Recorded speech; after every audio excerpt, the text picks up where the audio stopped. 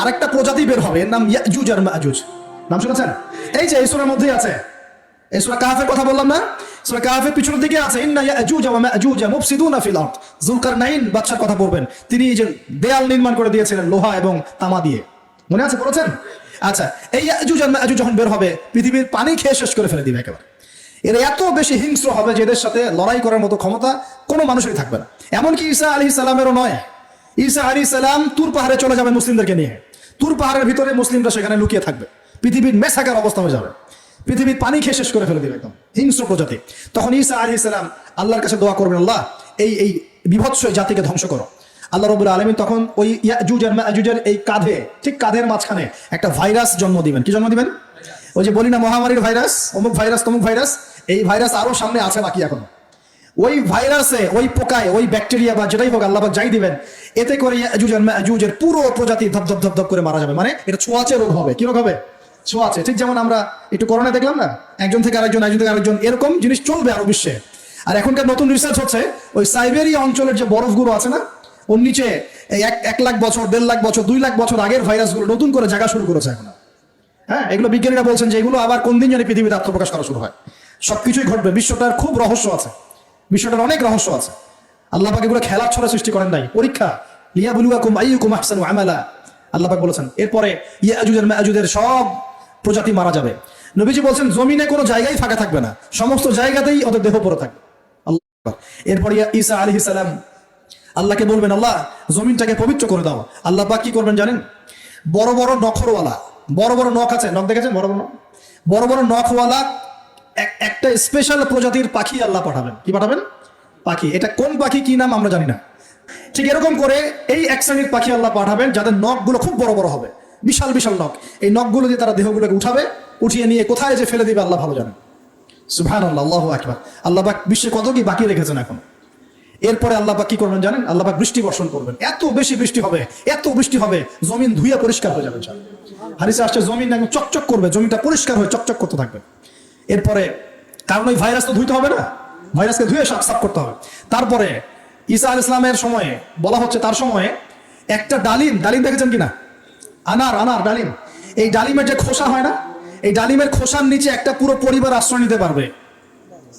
কি বুঝলেন? এত বড় বড় ফল হবে, এত বরকত হবে জমিনের মধ্যে।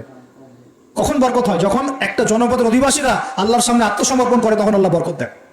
আমরা কি আত্মসমর্পণ করছি? এই জন্যই তো অর্থনৈতিক মন্দা চলছে। এমনি নাকি? সুদ খাচ্ছেন, দিব্যি ঘুষ খাচ্ছেন, দুর্নীতি করছেন, জেনা করছেন, মানুষের সম্পদ আত্মসাৎ করছেন, মাপে কম দিচ্ছেন, আবার নামাজও করছেন। মাশাআল্লাহ, তো বরকত কোথা থেকে আসবে? তো বরকত কখন আসে? যখন একটা কম আল্লাহর সামনে সম্পূর্ণ আত্মসমর্পণ করে। একটা ডালিম হবে, এটা রূপ কথা নয়, এগুলা গাল গল্প বলছি না। এর প্রতিটা কথা আল্লাহ পাকের ওহী থেকে আসছে। এর একটা কথা মিথ্যা হবে না ইনশাআল্লাহ তাআলা। বিশ্ববাসীরা দেখবে একটা ডালিমের নিচে একটা পরিবার আশ্রয় নিতে পারবে। এত স্পেসিফিকলি বলা হয়েছে হাদিসগুলোতে। নবী সাল্লাল্লাহু আলাইহি ওয়াসাল্লাম বলেছেন যে 10 জন ঘোড়সওয়ার, কয়জন ঘোড়সওয়ার?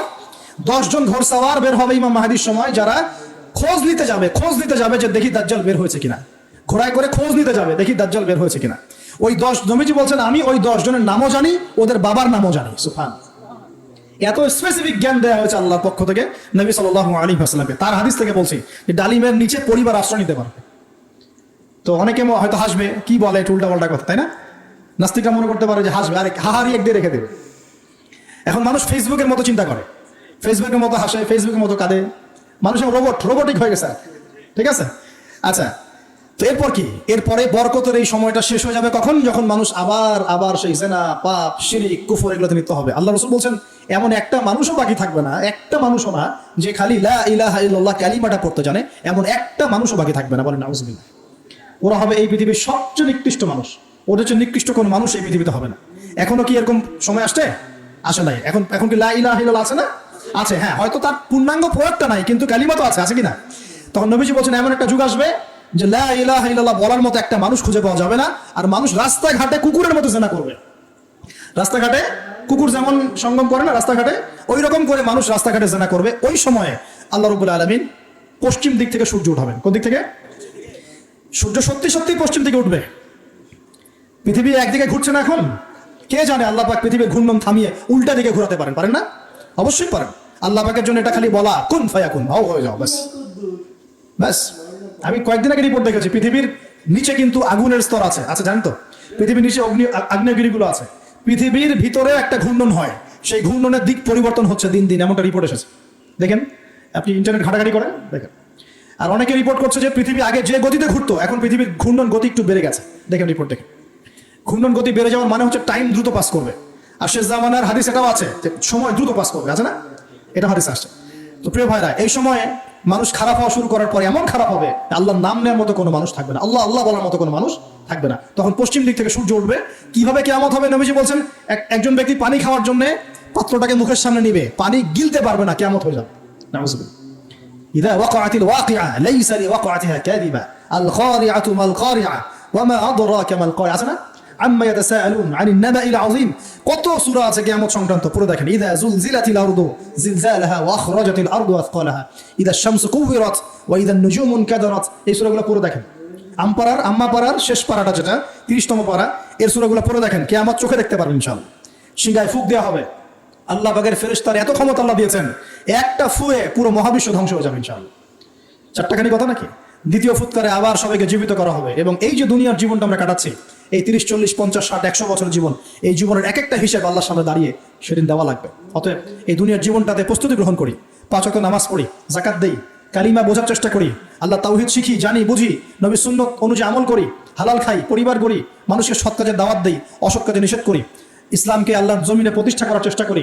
আল্লাহ পাক যা দিয়েছেন, জানমাল, সময়, শ্রম, আল্লাহ পাক যা দিয়েছেন, প্রতিপত্তি, সম্পদ, এগুলোকে আল্লাহর দিনের জন্য ব্যয় করি। ইনশাআল্লাহ দুনিয়া সফল হবো, পরকালে সফল হবে ইনশাআল্লাহ আযজা ওয়া জাল।